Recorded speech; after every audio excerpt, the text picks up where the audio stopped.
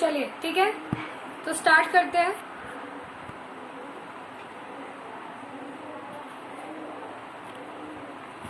सो हम लोग क्या करेंगे, सबसे पहले हम लोग करेंगे एम्पेरिकल फॉर्मूला का एक न्यूमेरिकल।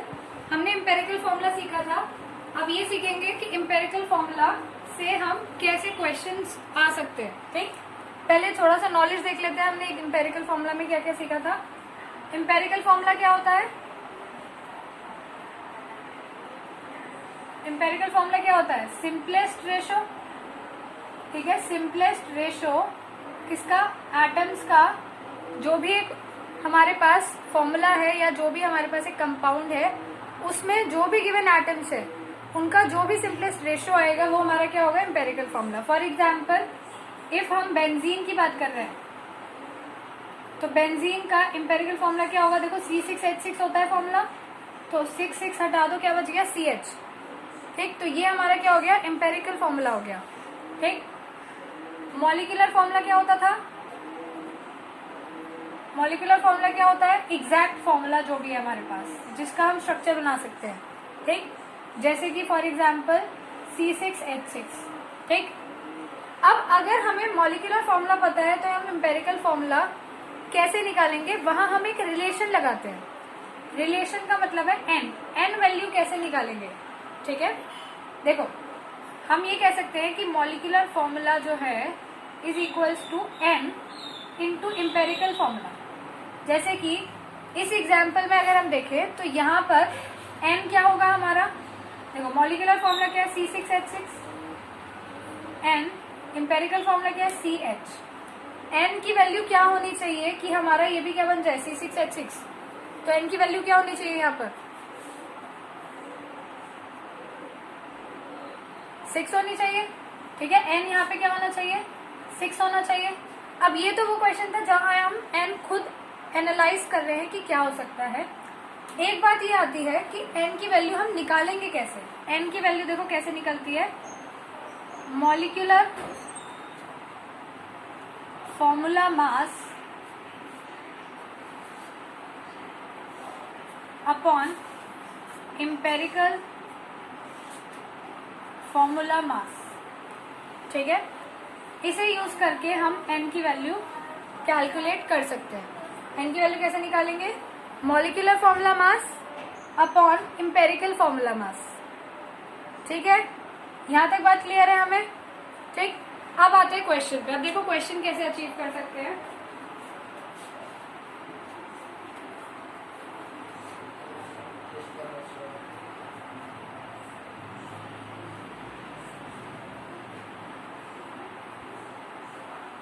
आज या कल में मैं तुम लोगों को स्लाइड नोट्स भेज दूंगी बेसिकली। ठीक है, चलिए देखो क्वेश्चन है हमारे पास। हम कर रहे हैं एनसीईआरटी का प्रॉब्लम नंबर 1.2। प्रॉब्लम 1.2। ठीक, क्वेश्चन आई होप सो आपके पास बुक के अंदर होगा, तो मैं सिर्फ बोल रही हूँ question. A compound contains 4.07% hydrogen. देखो हाइड्रोजन परसेंट हमें दे रखा है कितना? 4.07%। ठीक, 24.27% कार्बन है। कार्बन का परसेंट कितना गिवन है? 24.27%। ठीक है, एंड 71.65% क्लोरीन। क्लोरीन का परसेंट हमें कितना गिवन है? 71.65%। इट्स मोलर मास, किसका मोलर मास? कंपाउंड का मोलर मास। ठीक है, इट्स मोलर मास इज 98.96 ग्राम। जो मोलर मास है किसका? कंपाउंड का।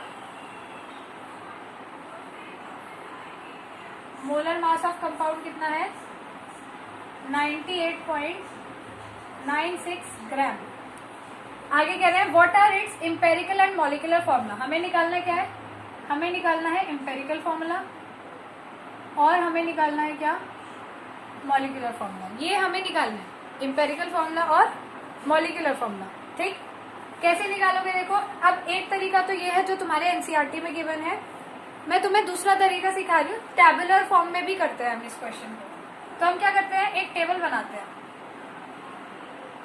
ठीक है, यहां हम लिखेंगे एलिमेंट, यहां हम क्या लिखेंगे, एलिमेंट, यहां हम लिखेंगे उसका मास परसेंट, फिर मास परसेंट के बाद क्या होगा, हम मास को ग्राम्स में कन्वर्ट करेंगे, फिर हम निकालेंगे मोल्स, फिर हम निकालेंगे simplest ratio, moles upon smallest mole करके, ठीक है। इसे हम क्या करेंगे, सिंपलेस्ट रेशो बनाएंगे इसका, फिर आगे का क्वेश्चन सॉल्व करेंगे, ठीक। यहां तक करते हैं पहले, सही है। थोड़ी बड़ी हैंड राइटिंग, चलो बाकी सब बड़ा बड़ा लिखूंगी, एक्चुअली ये फिर मेरा आता नहीं टेबल पूरा, इसलिए मैंने छोटा छोटा लिखा है, बट मैंने बोला है तुमको, फिर से बोल देती हूँ, ये एलिमेंट है, ये मास परसेंटेज है, अब मास परसेंट को मास में कन्वर्ट करा, फिर उससे मोल्स निकाले, मोल्स है ये है मोल्स अपॉन स्मॉलेस्ट मोल, और ये है सिंपलेस्ट रेशो, ठीक।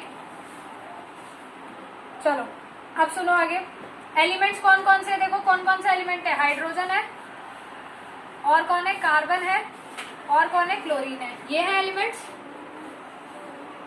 इतनी हैंड राइटिंग तो सही है।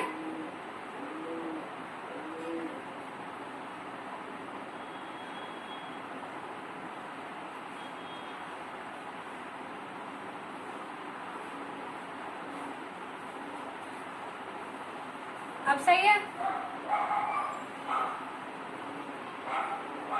चलो देखो, ठीक है, इतना लिख दे रही हूं मैं, हाइड्रोजन है, कार्बन है, क्लोरीन है, सही। ये हमने क्या करा, एलिमेंट लिख दिया। अब मास परसेंट की बात आती है, मास परसेंट देखो, हाइड्रोजन का कितना है 4.07, कार्बन का कितना है 24.27, क्लोरीन का मास परसेंट कितना है 71.65, ठीक है। अब मास परसेंट से अगर हमें ग्राम में चेंज करना है तो कैसे करते हैं, बस परसेंट हटा के ग्राम लगा दो और कुछ नहीं करना, तो यही हमारा मास क्या हो गया, ग्राम में हो गया।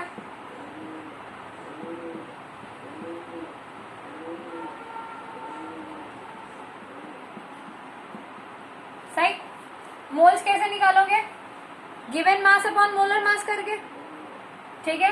हाइड्रोजन के मोल्स देखो कैसे निकालेंगे, given mass upon molar mass करके निकालोगे ना।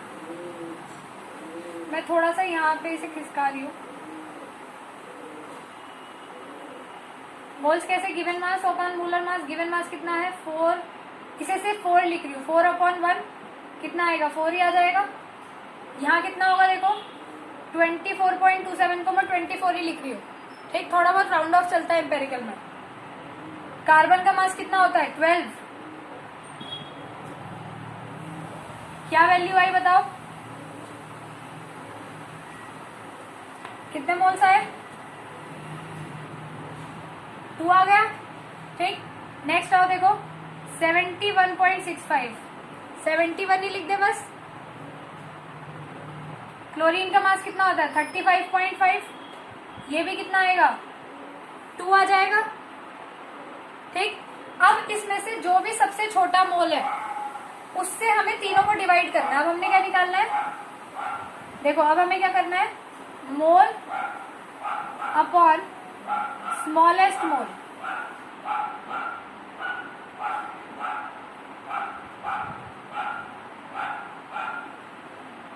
ठीक है। मोल अपॉन स्मॉलेस्ट मोल, सबसे छोटा मोल कौन है 2, तो क्या करोगे देखो 4/2, 2/2, 2/2, सही है।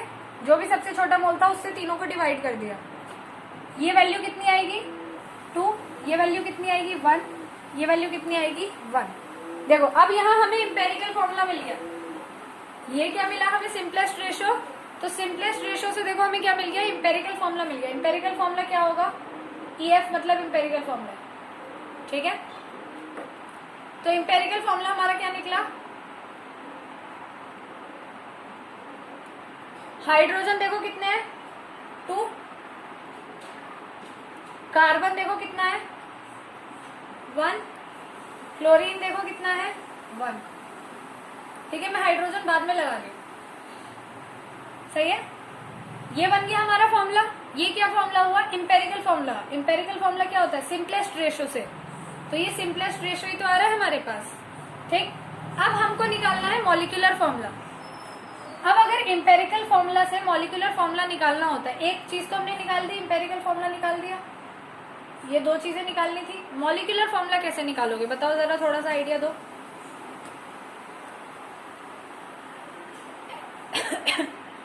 देखो, अगर हम n की वैल्यू निकाल दें, इफ n की वैल्यू हम कैलकुलेट कर दें तो हम मॉलिक्यूलर फॉर्मूला निकाल पाएंगे। सही है ना? देखो, अभी तक हमने क्या करा, हमने इंपेरिकल फॉर्मूला निकाला। कैसे निकाला? हमने जस्ट एक टेबल बना रखा है, उस टेबल को याद कर लो, उसका फॉर्मेट याद कर लो, वहीं से तुम अपना क्या कर सकते हो, इंपेरिकल फॉर्मूला कैलकुलेट कर सकते हो। तो क्या है फॉर्मेट?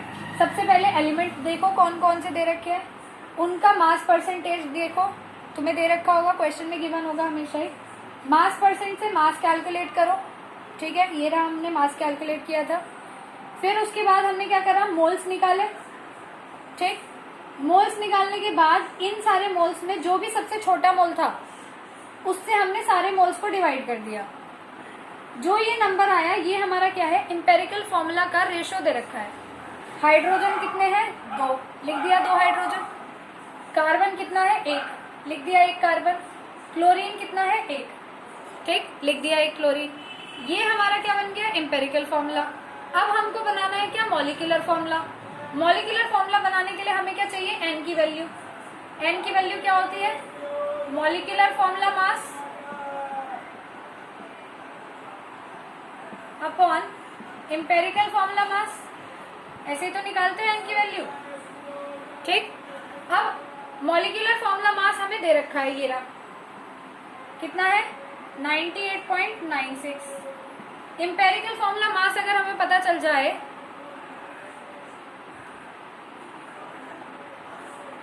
लाइट की वजह से बार बार एक्सपोज हो रहा है। लाइट तो बेटा एक ही जल रही है।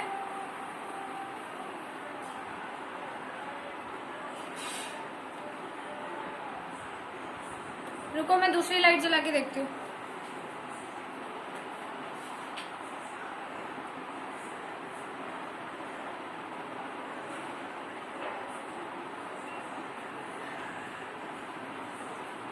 अब ज्यादा बेटर दिख रहा है?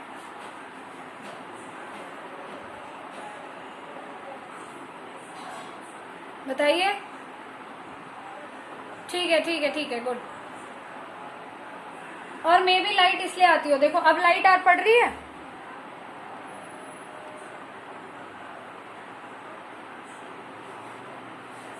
हाँ देखो, ये क्या पता नहीं जूम में ऐसा क्यों है, जैसे ही स्क्रीन के सामने पर्सन आता है लाइट एकदम से जल जाती है, पता नहीं क्या ब्राइटनेस बढ़ जाती है, क्या होता है।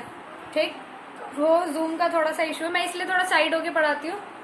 हाँ, ऑटो फोकस की वजह से वो थोड़ा ब्लरी विजन क्रिएट हो जाता है, इसलिए मैं हमेशा पीछे होके पढ़ाती हूँ, सिर्फ बोर्ड दिखने देती हूँ।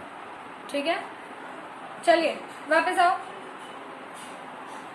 अब क्या है, हम बात करें इंपेरिकल फॉर्मूला मास की। इंपेरिकल फॉर्मूला मास देखो कहाँ से निकालोगे, ये इंपेरिकल फॉर्मूला पता है तुम्हें?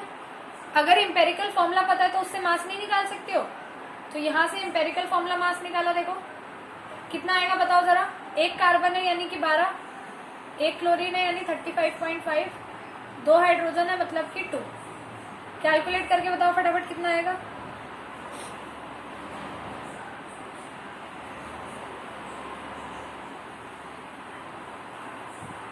$49 कुछ आ रहा है। हाँ मुझे भी पता है, बुक का आंसर है, मैंने भी देख लिया वहीं से। चलो 49.5 मान लेते हैं, सही है, या 49 मान लो, कुछ भी मान लो, राउंड फिगर ले लिया करो, इसमें कोई दिक्कत नहीं होती। ठीक, अब इसे सॉल्व करोगे तो क्या वैल्यू आएगी, होल नंबर में बताना वैल्यू, डेसिमल कुछ नहीं, सिर्फ होल नंबर में प्रिडिक्ट करो वैल्यू को।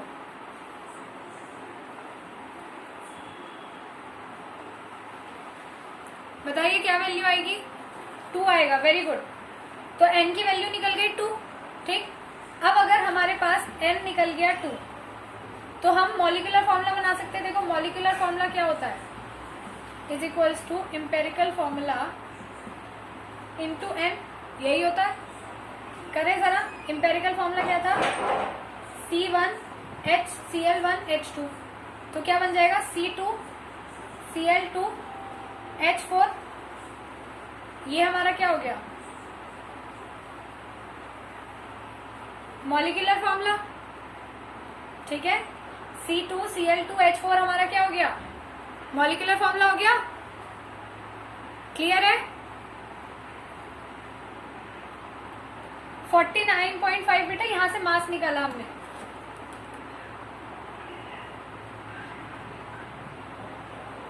ये जो मास नहीं निकाला था, एम्पेरिकल फॉर्मूला निकाला है ना हमने, ये यहां से आया, ठीक है।